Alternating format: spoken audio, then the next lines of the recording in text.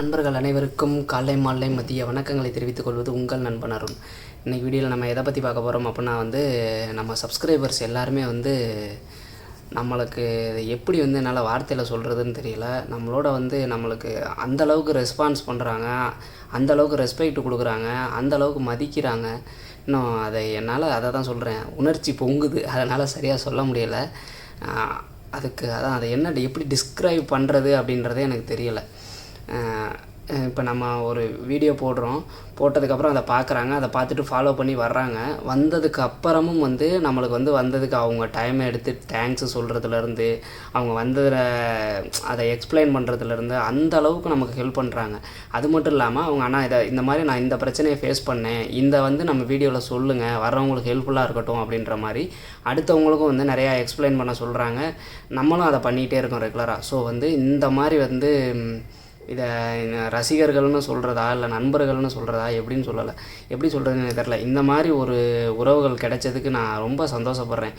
ஏன்னு கேட்டிங்கன்னா, இந்த காலத்தில் ஓடிக்கிட்டே இருக்கிற டைமில் நம்ம காரியம் ஆகிற வரைக்கும் யூஸ் பண்ணிவிட்டு த்ரோ பண்ணிவிட்டு போயிடுவாங்க. நானும் அப்படி தான் நினச்சேன். நான் இந்த மாதிரி வீடியோ போடையில் இது ரொம்ப நாள் நிலைக்காது. ஏன்னா இப்போ அங்கேருந்து வர்றவங்க நம்ம வீடியோவை பார்ப்பாங்க, வந்ததுக்கப்புறம் அவ்வளோதான், நம்ம வீடியோவை பார்க்க மாட்டாங்க, அதுக்கப்புறம் நம்மளை கழட்டி விட்ருவாங்க அப்படின்ற மாதிரி தான் நான் நினச்சேன். பட்டு அதை எல்லாத்தையுமே பொய்யாக்குற வகையில் ஒவ்வொருத்தவங்களும் நமக்கு வந்ததுக்கப்புறம் ரிப்ளை பண்ணுறதா இருக்கட்டும், எக்ஸ்பிளைன் பண்ணுறதா இருக்கட்டும், எல்லாமே அவ்வளோ சூப்பராக பண்ணிகிட்டு இருக்காங்க. ஸோ எனக்கு அது ரொம்ப மகிழ்ச்சியாக இருக்குது. அப்படி தான் நம்ம ஆல்ரெடி ஒரு டாக்குமெண்ட்ஸை வச்சு டூரிஸ்ட் விசாவில் வர்றது எப்படி அப்படின்றதுக்கு தெளிவாக டாக்குமெண்ட்ஸ் போட்டிருந்தோம். அப்போயே நான் அந்த வீடியோவில் நான் சொல்லியிருந்தேன். அவங்க அவங்க ஹஸ்பண்ட் நம்பர் கொடுத்தாரு, அந்த பிரதர்கிட்ட நான் பேசினேன். அவர் எல்லாத்தையும் ஓப்பனாக அனுப்பிவிட்டார். எல்லா டாக்குமெண்ட்ஸுமே ஃபுல் டீட்டெயில்ஸ் இருக்கிறத என்னை நம்பி அனுப்பிவிட்டார். ஸோ அதுக்கே நான் அவங்களுக்கு மிகப்பெரிய தேங்க்ஸ் சொல்லியிருந்தேன். அதுக்கப்புறம் நான் அதை மறந்துட்டேன். அவங்க எப்போ டிக்கெட்டுன்னு கூட எனக்கு மறந்து போச்சு. அந்த சிஸ்டர் எப்போ வர்றாங்கன்னு தெரியலை, நான் மறந்துட்டேன். ஆனால் அவங்க வந்த உடனே எனக்கு மெசேஜ் அனுப்பிட்டாங்க. இன்றைக்கி தான் வந்திருக்காங்க, வந்தோடனே மெசேஜ் பண்ணிட்டாங்க. ஸோ இப்போ நான் இந்த வீடியோவை எடுக்கிற இது நான் ரிலீஸ் பண்ணுற டேட்டு வேறு டேட்டாக தான் இருக்கும் கண்டிப்பாக. நான் வீடியோவை எடுக்கிற டேட் சண்டே தான் எடுத்துக்கிட்டு இருக்கேன்.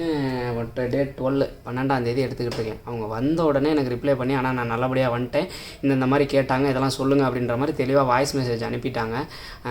அவங்க என்ன வாய்ஸ் மெசேஜ் அனுப்புனாங்க, என்னென்ன டீட்டெயில்ஸ் கேட்டாங்க அப்படின்றத தான் இந்த வீடியோவில் ஃபுல்லாக பார்க்க போகிறோம். வாங்க வீடியோக்குள்ளே போகலாம்.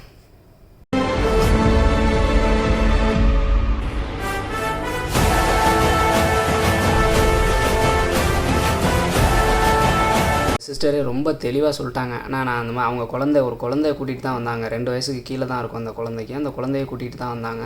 அவங்க இந்த மாதிரி நல்லபடியாக வந்துட்டனே இந்த மாதிரின்னு சொல்லி அவங்க தெளிவாக எல்லா டீட்டெயில்ஸுமே சொல்லிட்டாங்க. இதுக்கப்புறம் நான் எதுவும் சொல்கிற மாதிரி கூட இருக்காது, அந்தளவுக்கு அவங்க கிளியராக சொல்லிட்டாங்க. ஸோ அவங்க சொன்ன ஆடியோவை கேளுங்க, அதுக்கப்புறமேட்டு நம்ம பேசலாம் என்னன்றது. நான் இங்கே சிங்கப்பூர் வந்துட்டேன்னு இன்னைக்கு காலையில் ஒரு 6 மணி போல் தான் லேண்ட் ஆனேன். வீட்டுக்கு வந்துட்டேன். அங்கே ப்ராசஸ்லாம் ஒன்றும் அதிகமாக ரொம்ப செக் பண்ணல, நார்மலாக தான் செக் பண்ணாங்க. எங்கள் கூட ஒரு 4 பேர் வர மாதிரி இருந்தது. அவங்களுக்கு டாக்குமெண்ட் சரியாக இல்லைன்னு அனுப்பிவிட்டாங்க. அதாவது டிபெண்ட் விசாவில் வந்தவங்க VTL பாஸ் எடுக்காமல் வந்துட்டாங்க. அதனால 4 பேரையுமே அனுப்பி விட்டாங்க. அது கொஞ்சம் கவனமாக எல்லாரையும் போட சொல்லுங்கண்ணா. வீடியோ போட்டிங்கன்னா டூரிஸ்ட் விசாவுக்கும் VTL பாஸ் முக்கியமாக கேட்குறாங்க. அப்புறம் அந்த PCR டெஸ்ட் ரிசல்ட் கேட்குறாங்க.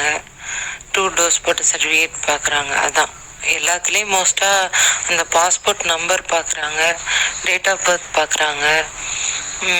மற்றதெல்லாம் அந்த இஷ்யூ டேட்டு அதுதான் நார்மலாக செக் பண்ணிவிட்டு அப்புறம் செக்இன் பண்ணிவிட்டு இமிக்ரேஷன் முடிச்சுட்டு அப்புறமா அமுச்சு விட்டுறாங்க. ரொம்ப ஓவராலாம் செக் பண்ணி வெயிட் பண்ண வச்சு நிறைய கொஷின் கேட்குறது அப்படிலாம் எதுவுமே இல்லை. நார்மலாக இப்போதான் இருக்க ப்ராசஸ் தான். ஆனால் உள்ளே போகிறதுக்கு முன்னாடி கொஞ்சம் அந்த ஃபார்ம்லாம் கரெக்டாக வச்சுருக்கோமா, டாக்குமெண்ட் எல்லாம் கரெக்டாக இருக்கான்னு வெரிஃபை பண்ணிவிட்டு உள்ளே அனுப்பிடுறாங்களா.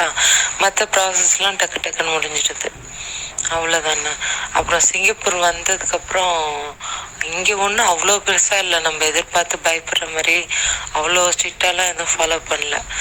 வந்து இறங்கினோடனே அப்படியே ஸ்ட்ரைட்டாக வந்து இமிக்ரேஷன் முடிச்சுட்டு அப்புறம் அந்த பிசிஆர் டெஸ்ட்டுக்கு ஆல்ரெடி நம்ம அமௌண்ட் பே பண்ணியிருப்போம்ல, அந்த பார்கோட் வச்சு அவங்கள்ட்ட காட்டினா ஒரு ரெசிப்ட் மாதிரி கொடுக்குறாங்க. அந்த ரெசிப்டை வச்சு நம்ம அந்த பிசிஆர் டெஸ்ட் எடுத்துகிட்டு டைரெக்டாக வீட்டுக்கு அனுப்பிடுறாங்க. எங்கேயுமே ஒரு நிமிஷம் கூட வெயிட் பண்ணுங்கன்னு சொல்லலை. அவங்க கையில் பிசிஆர் டெஸ்ட்டு போனோடனே நம்ம வந்து வெளியில் அரைவலுக்கு வந்துட வேண்டியதுதான், அவுட் ஆகிட வேண்டியதான். டாக்ஸியில் போகிறாங்க, டாக்ஸியில் போகலாம், எம்ஆர்டியில் போகிறாங்க, எம்ஆர்டியில் போகலாம். அந்த மாதிரி அங்கேயே பார்த்து பிரித்து அனுப்பி விட்டுடுறாங்க. எங்கேயும் இவ்வளோ நேரம் வெயிட் பண்ணுங்க அப்படி இப்படின்னு எதுவும் சொல்லலை. டூரிஸ்ட் விசா பொறுத்த வரைக்கும் இதுதான் ப்ராசஸ் எனக்கு தெரிஞ்சு. மற்றபடி ரொம்ப போட்டு அது வேணும் இது வேணும் அந்த டாக்குமெண்ட் வேணும் அப்படி இப்படின்னு எதுவும் கேட்கல. ஆனால் எல்லா டாக்குமெண்ட்டும் வச்சுருந்தா ஒரு கிளான்ஸ் பார்த்துட்டு அனுப்பிச்சிடுறாங்க, அவ்வளோதானே. பிசிஆர் டெஸ்ட் நார்மலாக இன்ஃபண்ட்டு கிடையாது. என் தம்பிக்கு 1.5 வயசு ஆகுதுனால ஏஜ் என்னன்னு கேட்டுட்டு அவனை வெளியில் நிற்க வச்சுட்டு என்ன மட்டும் ஒரு சின்ன ரூம் மாதிரி உள்ள இடத்த கூட்டிகிட்டு போய் இந்த வாயிலையும் மூக்குலேயும் ஒரு ஸ்டிக்கு மாதிரி விட்டு எடுப்பாங்கள்ல, அந்த மாதிரி தான் நார்மலாக நம்ம ஊரில் எடுக்கிற மாதிரி தான் எடுத்தாங்க. எடுத்துகிட்டு உடனே அனுப்பிட்டாங்க, எங்கேயுமே ஸ்டாப் பண்ணல. அப்புறம் ஒரு 2 hours கழிச்சு ஃபோனுக்கு வந்து மெசேஜ் வந்தது நெகட்டிவ் அப்படின்னு சொல்லிட்டு. அவ்வளோதான். சிஸ்டர் வந்து ரொம்ப தெளிவாக சொல்லிட்டாங்க.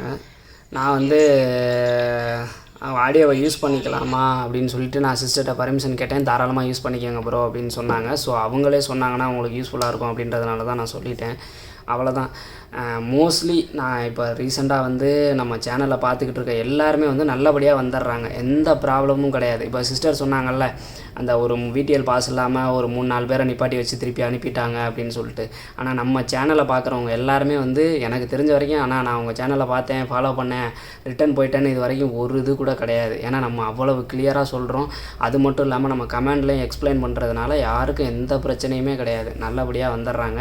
நான் அந்த சிஸ்டர் சொன்ன டாக்குமெண்ட்ஸ் என்னென்ன அப்படின்றத நான் ப்ரூஃபோடு போட்டிருக்கேன் வீடியோ. அந்த வீடியோவையும் டிஸ்கிரிப்ஷனில் கொடுக்குறேன். டூரிஸ்ட் விசாவில் வர்றவங்க இந்த டாக்குமெண்ட்ஸை நீங்கள் ஃபாலோ பண்ணிங்கனாவே கரெக்டாக வந்துடலாம். இவங்கள மாதிரி சிஸ்டர் மாதிரி நீங்களும் வந்துடலாம். டூரிஸ்ட் விசாவில் வர்றவங்க பார்த்தீங்கன்னா அவங்க ஹஸ்பண்டை பார்க்குறதுக்கு பல வருஷமாக பார்க்காம இருப்பாங்க, அவங்க அந்த மாதிரி தான் வர்றாங்க. ஸோ வந்து நீங்கள் வந்து எல்லாத்துக்கும் ரெடி பண்ணி அவ்வளவு செலவு பண்ணி கடைசியில் வர முடியாமலோ இல்லை திருப்பி ரிட்டன் போகிற மாதிரியோ இருந்ததுன்னா வந்து அதை விட ஒரு வேதனை வேறு எதுவுமே கிடையாது. ஸோ வந்து இங்கேயும் வந்து உங்கள் ஹஸ்பண்ட் வந்து இன்றைக்கி வந்துடுவாங்கன்னு சொல்லி ரொம்ப ஆவலோடு இருப்பாங்க. அங்கேயும் நீங்கள் நம்ம இப்போ ஹஸ்பண்டை பார்த்துடலான்ற ஆவலோடு வருவீங்க. ஸோ அதனால் வந்து எந்த தவறுகளும் பண்ணாமல் டாக்குமெண்ட்ஸை பக்காவாக வச்சுக்கிட்டு வந்தீங்க அப்படின்னா வந்து கண்டிப்பாக நல்லபடியாக வந்துடலாம். ஹஸ்பண்டை பார்க்குறதுக்கு மட்டும் வர்றவங்க இருக்க மாட்டாங்க, ஜாப்புக்காக வர்றவங்க இருப்பாங்க, ஜாப் தேடுறதுக்காக வர்றவங்க இருப்பாங்க, இல்லை வேறு பர்சனல் பிஸ்னஸ் ட்ரிப்பாக இருக்கலாம், எதாக வேணாலும் இருக்கலாம். ஆனால் டூரிஸ்ட் விசானா இதுதான் டாக்குமெண்ட்ஸு. ஸோ அந்த லிங்கை டிஸ்கிரிப்ஷனில் கொடுக்குறேன், அதை போய் பார்த்துட்டு அது மாதிரி பக்காவாக ரெடி பண்ணி வந்துடுங்க, ஓகேங்களா.